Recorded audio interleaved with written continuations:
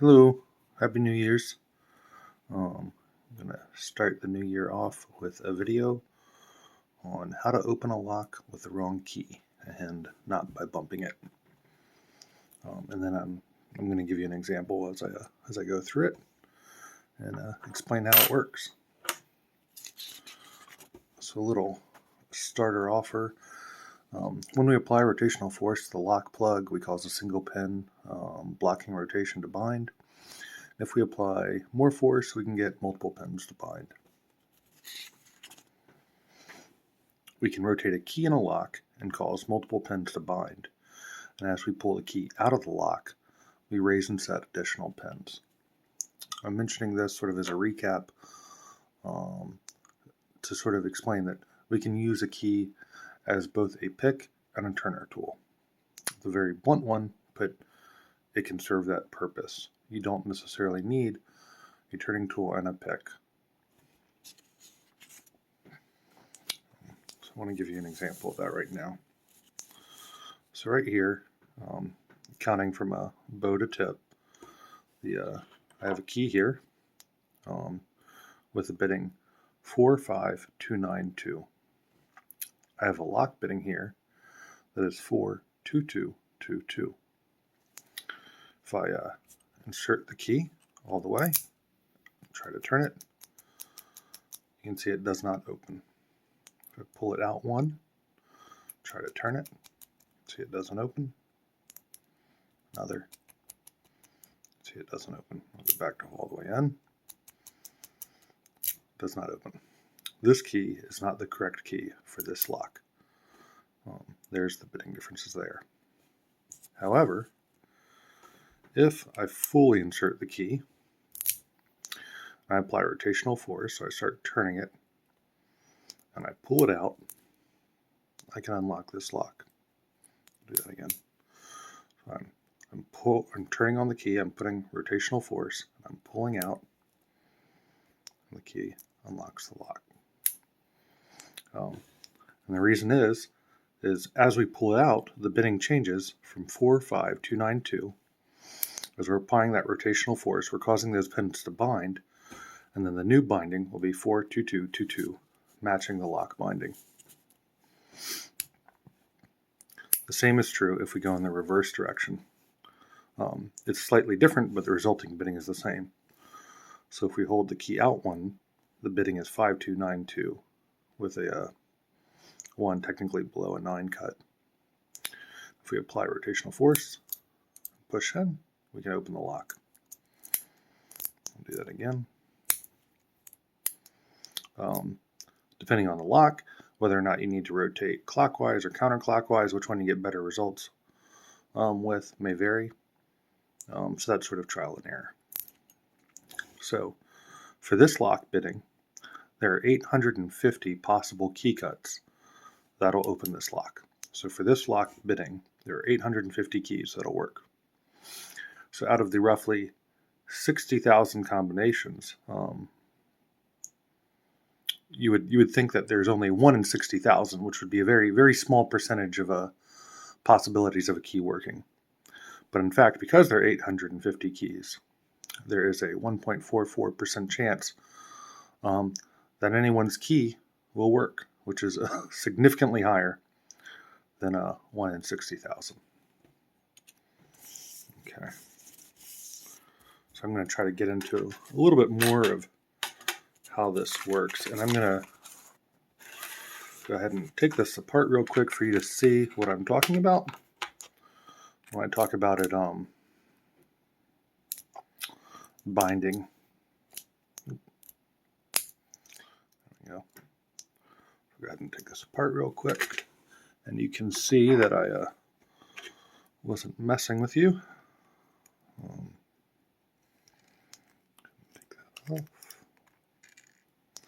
It's the new pinning tray I recently designed for a toolbox, open organization of lockpickers box. Over here on the left, you can see the original bitting that was actually in this lock. I took that out because the original bitting actually wasn't one of the versions that is susceptible to this. All right. So if we look here with the key fully inserted, you can see that the pins aren't at the correct position.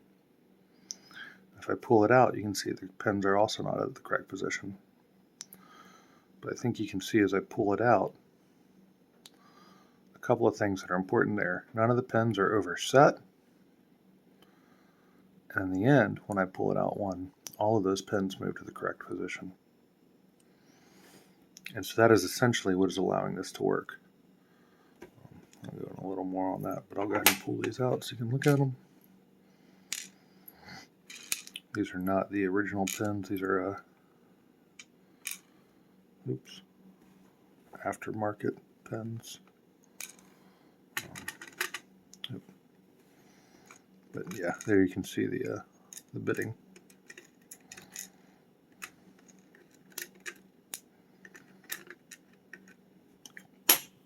All right. And yeah, I don't know if you're curious, if you just want to go ahead and let all these drop out.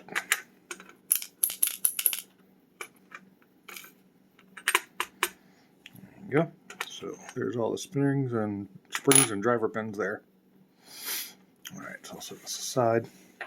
Now I'll go a little bit more into why that's working too, or some other facts about it. So to sort of simplify it, we can also think about it with a 3-pin lock with 3 possible cuts. So for a 3-pin lock with 3 possible cuts, there would be a total of 3 to the 3rd possible combinations, or 27 possible combinations. If we had a lock with a 111 bitting, then any key that started with a 1 cut on the tip would work. We could, regardless of what these other pins are going to be, as we pull that key out, that 1 cut on the tip of the key is going to hit each pin stack and raise them to the correct height. So we don't actually care what the key cuts are on the 2nd and 3rd stacks on the key. So that means there's actually 9 possible keys that'll work for a 111 bitting on our imaginary 3x3 lock. So 9 of the 27 keys possible for that lock would work. So even though in theory there's only 1 in 27 keys that works for the lock, in reality there's 9 in 27 keys that works for the lock, saying that 33% of the keys could actually open that lock, which is significantly different. And that's just by pulling the key out.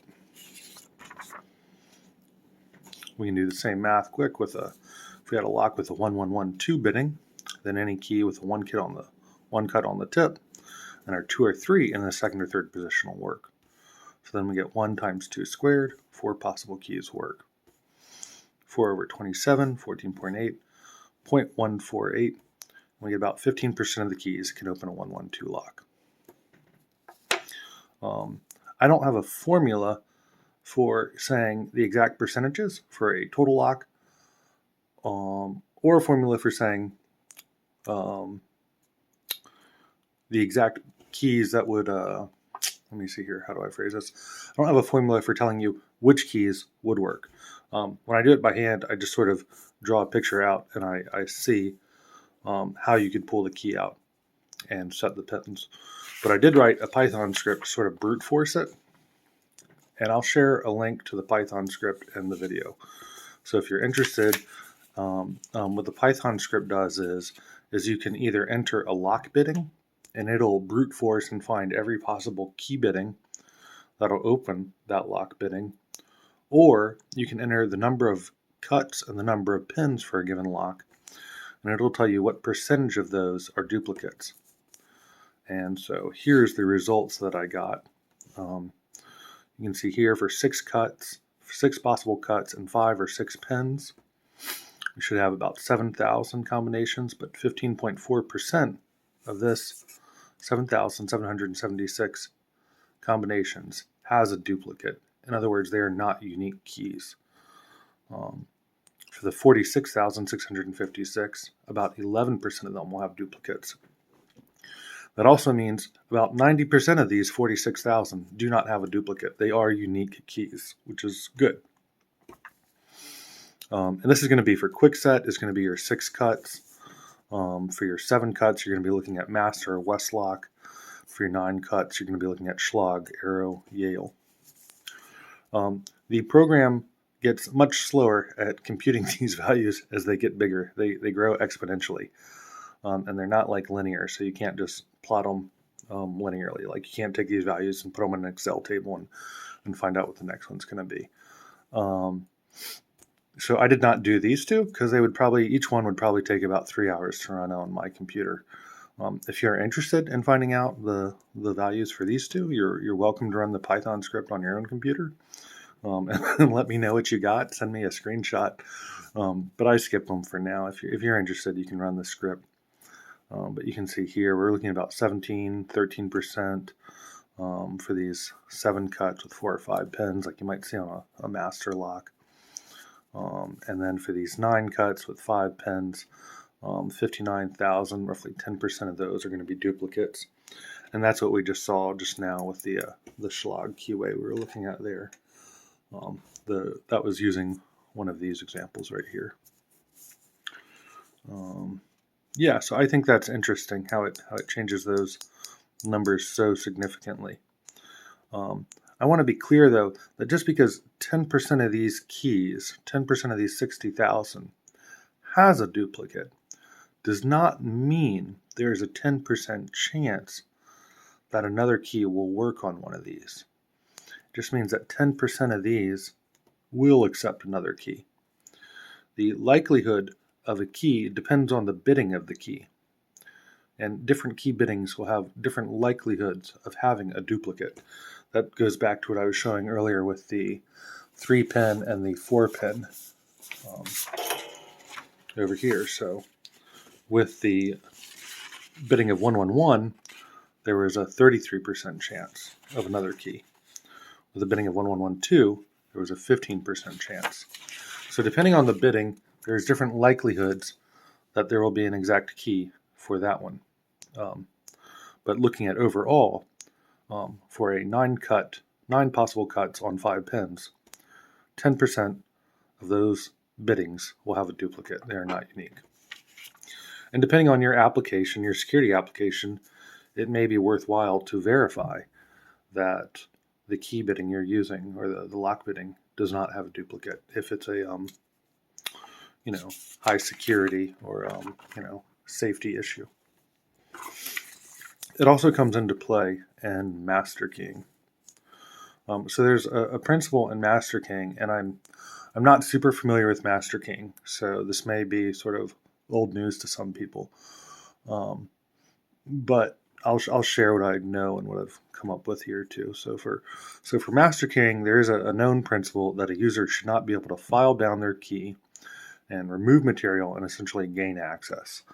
So a user of a key should never be able to file down their key and turn it into a master key. And so I'm going to give an example of where by pulling the key out, we further complicate this. So take, for example, a locksmith, and he wants to make a master key and 2 user keys. And the bitting he's come up with is 1123 and 1213 for user 1 and user 2 keys. And this works because user 1 cannot file down their key in any way and use it on user 2's lock directly. And user 1 cannot file down their key and use it on the master key. If they file down, this will go to a 3 and this will go to a 2, but they can't ever bring this back up to a 1. They can't bring this 2 up to the 1 needed for user 2 key or for the master key. So for that reason, on face value, user 1's key should not be able to be used as a master key or user 2 key. But when we start accounting for the fact that you can pull this key out while applying rotational force on it, that's no longer true. What we end up saying is user 1 can file their key down to 1133, and by pulling the key with torque, it now becomes a master key. So they are able to file that key down and use it as a master key, even though they're not using it directly that way. The same is actually true for The same is also true for user 2. They can file their key down to 1333 and use it for the same effect. It also becomes a master key. As they pull it out, the 1s the one in the front is going to set these to ones, and they just pull it back 3 positions, and it'll work as the master key. For user 1, after they file it, they just pull it back 1 position, and they can use it as a master key. So it's something to be aware of. It complicates things, and it's not necessarily apparent on face value. If you're interested, if your key or a master key you're working on would have a duplicate, you can check out the Python script I wrote. If there's a bunch of interest in it, I can try making it more user-friendly. Some of the numbering might not be exactly intuitive, and because it's brute forcing it, it's definitely not computationally efficient. But I don't know. If people are interested, I'll spend more time on it. If they're not, it's there for reference. But anyways, I thought that was kind of cool. Oh, and I think there's one other thing I need to mention. Some of you may have noticed this too. On this key, you can see that there's as the bitting goes down, there's no spikes on it. Oftentimes, let me show you another example. Oftentimes, when you look at a key, there's little bumps or ridges on each side of where the pen's actually going to be resting. And whether or not you see that on your key is going to depend, I think, in a large part on how that key was made. I believe if it was cut by code, you're more likely to see those external ridges. Whereas certain key cutting machines will give you something more like this, where you don't have those ridges on each side of the pen. Those ridges can overset things as you're pulling it out. So they make it less likely that the key, as far as the script the Python script goes, it makes it less likely that it'll work the way you think it will. It's not to say that it wouldn't actually work in another lock, just that it may not actually be based off the cutting of the pens, but how high those ridges go. So that's going to change it slightly. You could try it with the ridges and then file the ridges off and try again if that was something you were interested in. But it's not guaranteed necessarily that you'll see those bumps on your key. I looked at my keys, and of the 6 standard pen tumblers on my keychain, half of them have these ridges and half of them are like this and do not. So it will depend on where your key was copied or where it was made as to whether or not those exist. But if you're trying this at home and you do the same thing that I did here and you're like, hey, that doesn't work at all, you may want to check those bumps, and there's a good chance that those bumps may be oversetting it and why you're getting different results than what I'm saying. But that being said, these bumps do not necessarily mean that it's less likely to work. It just changes the bitting that's actually being applied to the pens as you pull it out. Yeah, and I guess I would say that this is a technique I have used when I have absolutely no picks on me. Nothing to open a door, but I want to give it a shot. It's like, okay, let's try this before we start like trying to crawl through windows or something. I quickly just slide the key in the lock and give it a few twists, and then I'll put rotational force and go in and out like that, and just try that a few different ways. Something like that, letting go. And I'll try that a few times and see if it works. Every once in a while, it has worked. It's very rare, but it's not lightning. I would say it does happen occasionally, and it's nice and easy. There's other things that can also make it more likely to happen too. I think with certain like wafer locks or certain locks where if they're old, it's less likely that the pins or the wafers actually reset. And some of those things, I think, can make it more likely to work. And I would also say, I guess, one last thing while I'm going into the details on this. The numbers I gave here are actually conservative in the sense that my program only looks at if the key bitting directly matches the lock bitting as you pull the key out. However, if you look at these slopes here, it is possible that as you're pulling a key out in certain cases, you could hit an intermittent height here and raise a pen to a level you need. And what that would actually do for these numbers is it's not going to reduce the number of duplicates. It's actually going to increase them slightly. But that's going to be unique to each key manufacturer, the spacing on it and the slopes, and it's more than my script accounts for right now. However, it would increase the number of duplicates. So I would just say that the numbers I have here, I feel are pretty conservative. They're going to be less than the true number of duplicates. Yeah. So anyways, I think that's all I've got. Happy New Year's, and thanks for watching. And hopefully this will be a good year for everybody. All right. Bye.